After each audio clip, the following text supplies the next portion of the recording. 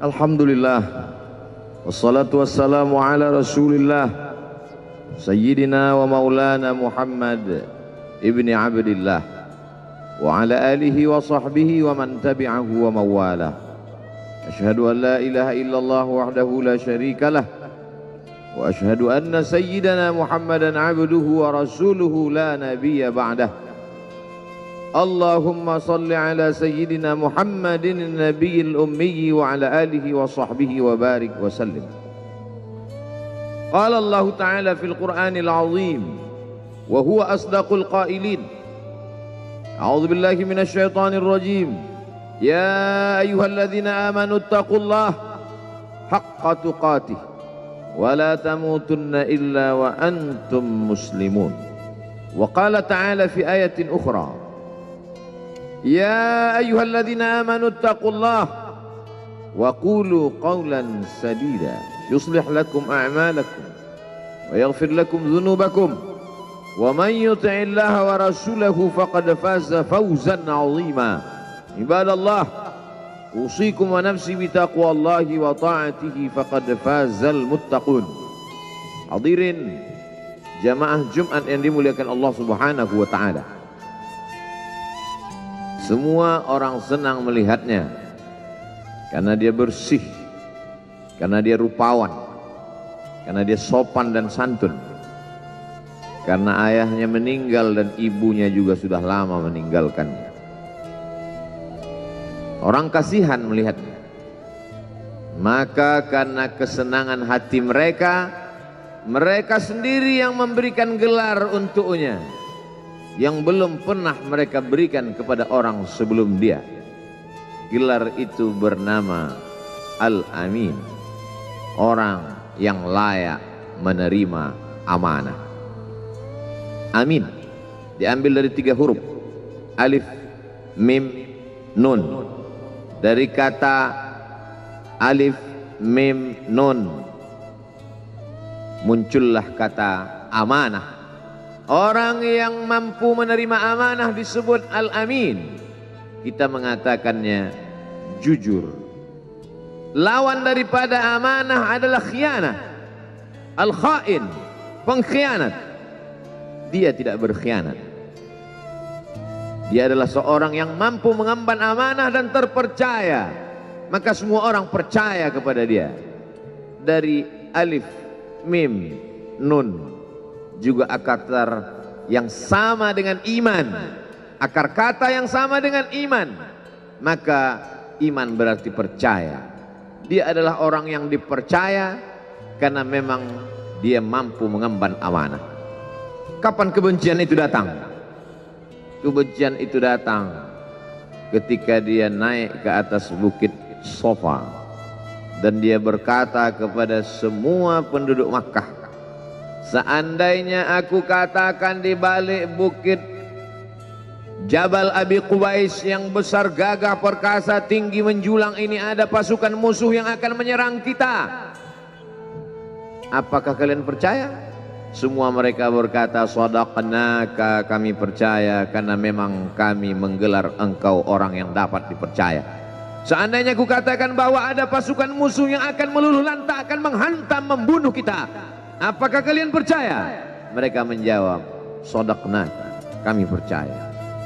Seandainya aku katakan bahwa aku menerima wahyu dari Allah dan aku diperintahkan Allah untuk mengabarkan kepada kalian yang baik-baik akan masuk surga, yang jahat-jahat akan masuk neraka, percayakah kalian?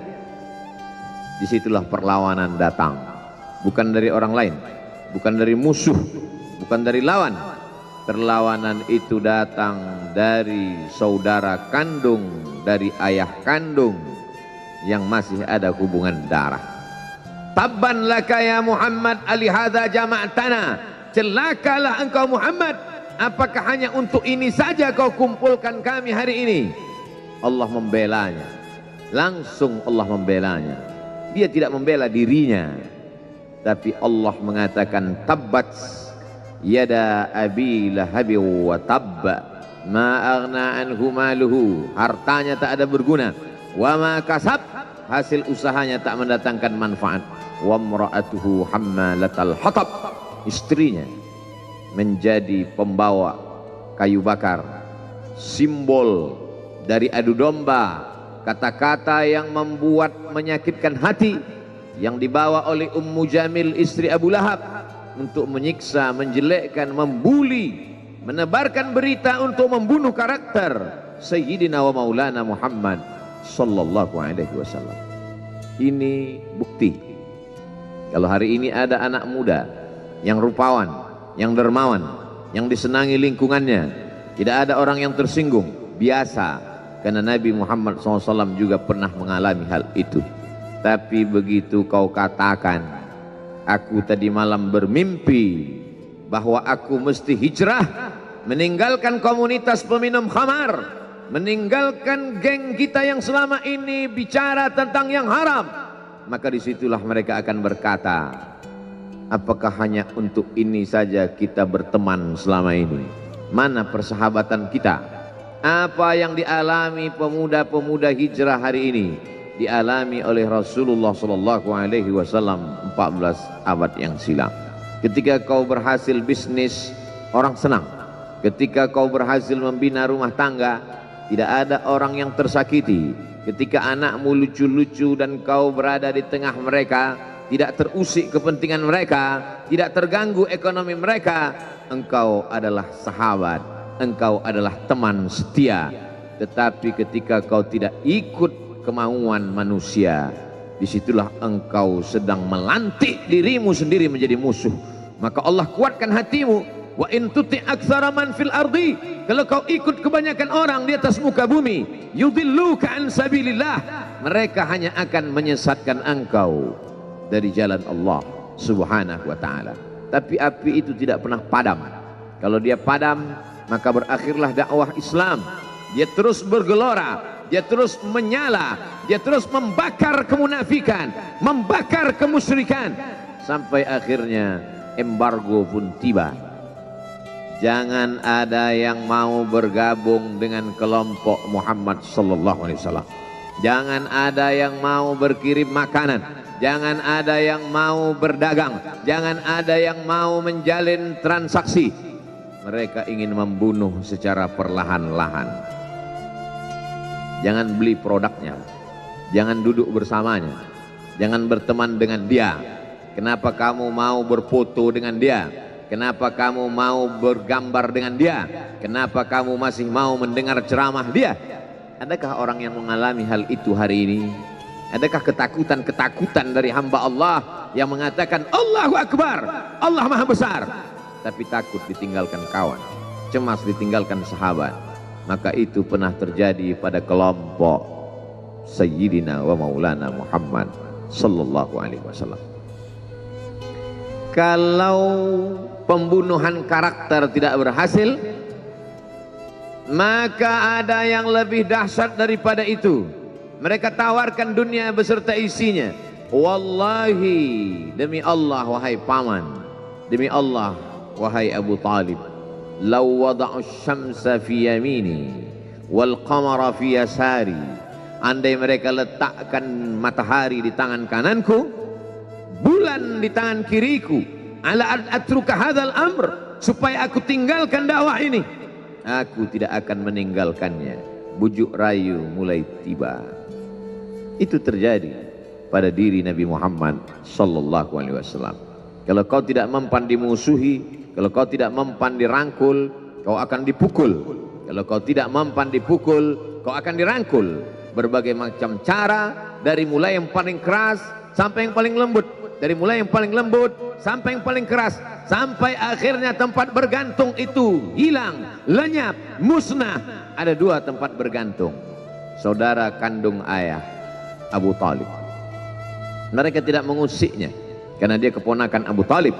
Abu Talib anak Abdul Muttalib, Abdul Muttalib anak Hashim, Hashim anak Abdi Manaf, Abdi Manaf anak Qusay, Qusaylah pendiri Darun Nadwah. Mereka keturunan darah mulia dari Adnan.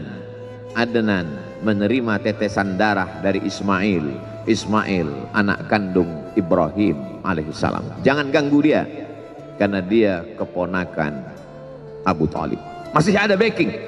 Tapi Allah ingin agar hati itu tidak bergantung kepada manusia. Dia buat Abu Talib meninggal dunia, masih ada lagi tempat bergantung. Dia yang dulu ketika kedinginan datang, dia yang menyelimuti. Yang dulu ketika ketakutan datang, dia yang menenangkan. Dia datang menemui Waraqah ibnu Naufal. Waraqah berkata, Namus, malaikat yang pernah datang kepada Ibrahim, yang pernah datang kepada Musa, yang pernah datang kepada Isa, sekarang dia datang kepada suamimu. Katakanlah, jangan takut, jangan cemas. Kalau nanti sampai masanya dia akan diusir dari kampung halamannya, aku orang pertama yang akan membelanya. Karena begitu yang kutemukan dalam kitab-kitab suci yang kubaca, kata Waraqah bin Naufal. Hari itu juga tempat bergantung itu patah. Khadijah menghadap Allah subhanahu wa ta'ala. Tak lagi ada makhluk tempat bergantung. Tak ada lagi ranting tempat berhinggap. Tak ada lagi batang kayu tempat berpegang. Allah ingin agar engkau berserah hanya kepada Dia saja. Tidak ada makhluk. Bersandar kepada makhluk akan kecewa. Bersandar pada kayu yang rindang akan tumbang. Bersandar kepada benda akan binasa. Bersandar kepada sahabat akan berubah menjadi musuh. Bersandarlah kepada Dia, Hayyun Maha Hidup, la yamut, Dia tak pernah mati. Bersandarlah kepada Dia, Al-Aziz yang Maha Perkasa, Al-Jabbar yang Maha Berkuasa. Itu yang diinginkan Allah dari sosok Sayyidina wa Maulana Muhammad sallallahu alaihi wasallam. Dia pergi, sengaja dia pergi berjalan kaki, karena kalau dia pergi menunggang unta, mereka sudah mengintai. Dia pasti lari, dia akan pergi ke tempat yang jauh. Sengaja dia pergi berjalan kaki. Lalu kemudian dia pun sampai ke suatu tempat. Dia berharap mereka adalah orang-orang yang lembut akan yang menerimanya. Tapi dia tidak diterima dengan tala'al badru alaina. Dia tidak diterima sebagai ahlan wasahlan. Ahlan, keluarga, kau datang kami sambut sebagai keluarga. Sahlan, mudah, kau datang urusanmu mudah. Ahlan wasahlan. Tapi dia tidak dianggap sebagai keluarga. Dia tidak dianggap sebagai sahlan. Dia dianggap sebagai musuh. Dia dilempar dengan batu, dia dilempar dengan kayu, dia dilempar dengan tulang onta. Apa yang dia lakukan? Dia bersembunyi di balik bukit. Dia angkat kedua tangannya. Ilaika ashku dha'fa quwwati. Kepada engkau saja aku mengadukan kelemahanku. Wa qillata hilati, ketidakberdayaanku. Wa hawani bainan nas, aku hina di tengah mereka. Kalau dulu aku ada tempat bergantung, ada tempat bersandar, ada tempat mengadu, hari ini hanya engkau saja ya Allah. Datanglah malakul jibal, malaikat penjaga segala bukit di atas dunia. Kau tunjuk mana bukit yang paling besar ya Muhammad, akan kutimpakan kepada mereka. Hati yang luka biasanya akan marah, akan kecewa, tapi itu tidak terjadi pada Nabi Muhammad sallallahu alaihi wasallam. Apa yang dia katakan? Asallah an yukhrij min aslabihim man ya'budullaha wa la yusyrika bihi syai'a. Ya Allah, keluarkan dari tulang sulbi mereka, keluarkan anak cucu mereka yang akan menyembah engkau. Tidak ada satupun yang akan mempersekutukan engkau di atas muka bumi ini. Doanya dikabulkan, hatinya susah, pikirannya kacau, tapi lidahnya tidak berkata-kata kasar. Dia doakan agar anak cucu mereka menyembah Allah. 100% penduduk Taif hari ini bersyahadat asyhadu an la ilaha illallah wa asyhadu anna Muhammadan Rasulullah. Doa orang yang teraniaya, doa orang yang terzolimi. Dia berhenti di sebuah kebun. Ada seorang yang bukan terpandang membawakan beberapa ranting anggur sebagai pelipur lara, penghilang haus, pelepas dahaganya. Ketika anggur itu akan masuk ke mulutnya, dia berkata Bismillahirrahmanirrahim, atas nama Allah. Maka hamba sahaya miskin, susah, melarat, perantau yang tak punya apa-apa itu heran. Apa yang kau ucapkan? Bismillah. Kau sebut nama Allah ya. Tidak ada satupun orang di kampung ini kalau makan menyebut nama Allah. Siapa engkau? Aku Nabi yang diutus Allah Subhanahu wa ta'ala. Berarti engkau sama dengan orang yang dulu pernah berada di kampungku. Engkau dari mana? Aku dari Ninawi. Ninawi ya. Di sana ada saudaraku, kata Nabi Muhammad sallallahu alaihi wasallam. Di sana ada saudaraku namanya Yunus bin Matta. Yunus bin Matta adalah saudaraku. Sama-sama hamba yang diutus Allah Subhanahu wa ta'ala. Dia juga diingkari oleh kaumnya. Dia masuk ke dalam lautan, ditelan seekor ikan dalam 3 kegelapan. Gelapnya tengah malam, gelapnya lautan, gelapnya perut ikan. Dia berserah kepada Allah. La ilaha illa anta subhanaka inni kuntu minal zalimin. Begitu cara Allah mengingatkan Nabi Muhammad SAW. Apa yang kau rasakan hari ini belum ada apa-apanya dengan apa yang pernah dirasakan oleh Yunus bin Matta. Mendengar itu langsung saja Addas bersimpuh sujud mencium lutut Nabi Muhammad sallallahu alaihi wasallam. Dia tidak mulia, dia hamba sahaya, dia miskin, dia perantau, tapi dia sempat mencium tangan Nabi Muhammad sallallahu alaihi wasallam. Dia sempat menghilangkan dahaga dari leher Nabi Muhammad sallallahu alaihi wasallam. Pertemuan yang berkesan. Biarlah pertemuan itu sekali, tapi sampai ke lubuk hati. Untuk apa pertemuan yang berulang kali tapi hanya sampai di tepi bibir, hanya basa-basi? Nabi SAW kembali, dia pulang. Di tengah perjalanan dia mendengar, qul, katakan, uhiya ilayya annahu istama'a nafarun minal jin. Ada sekelompok jin. Jin itu berkata, inna sami'na qur'anan ajaba. Kami mendengarkan bacaan Al-Quran ajaba, menakjubkan, ajib. Biarlah manusia menolakmu, biarlah manusia yang aku dan sombong itu tidak menerimamu, tapi ada satu makhluk yang mau menerimamu. Inna, kami dari kalangan jin, sami'na, mendengar Qur'anan ajaba, bacaan Al-Quran yang mengagumkan, yahdi ila rusdi, yang membuat kami lurus berpikir benar. Betapa jin yang dikatakan makhluk jahat, tapi ketika dia mendengarkan bacaan Al-Quran tersentuh hatinya dan dia bersyahadat, anna minnal muslimun, kami ada yang muslim, wa minnal qasitun, kami ada yang kafir. Yang muslim taharrau rasyada, selalu mencari jalan kebenaran. Yang kafir kanu li jahannam hataba, mereka hanya akan menjadi santapan neraka jahannam. Dia kembali ke kota suci Makkah Al-Mukarramah seperti biasa, sampai akhirnya datanglah malaikat Jibril membelah dadanya, mensucikan hatinya sampai layak, lalu kemudian dia pun dibawa. Subhanalladzi asra bi'abdihi lailan, maha suci Allah yang memperjalankan hambanya pada suatu malam, minal masjidil haram ilal masjidil aqsa, dari masjidil haram ke Masjidil Aqsa, alladzi barakna haulah, kami berkahi sekelilingnya. Untuk apa? Linuriyahu min ayatina, kami ingin memperlihatkan kepadanya tanda-tanda kebesaran kami. Selama ini dia hanya didengar, azab kubur didengar, neraka jahanam didengar, malaikat didengar. Hari ini kami ingin memperlihatkan tanda-tanda itu kepada hamba kami. Jangan bersedih ketika kau didustakan, jangan bersedih ketika kau dibunuh karaktermu, jangan berduka cita ketika tidak ada manusia yang menerimamu, karena sesungguhnya itu hanyalah cara Allah menguatkan hatimu, karena dia ingin mengangkat derajatmu, menempatkan di tempat yang terpuji, memperlihatkanmu sesuatu yang tidak pernah dia perlihatkan kepada manusia yang lain. Dia buat hatimu hancur berkeping agar tidak lagi ada tempat makhluk dalam hatimu, yang ada hanya Allah semata. Ma fi qalbi ghairullah. Pada saat itu mentalmu sudah kuat, layaklah engkau berada di tempat yang terpuji. Kalau ada orang menyakitimu, jangan berduka. Kalau ada tetangga, sahabat, kawan baik meninggalkanmu, jangan berduka lara.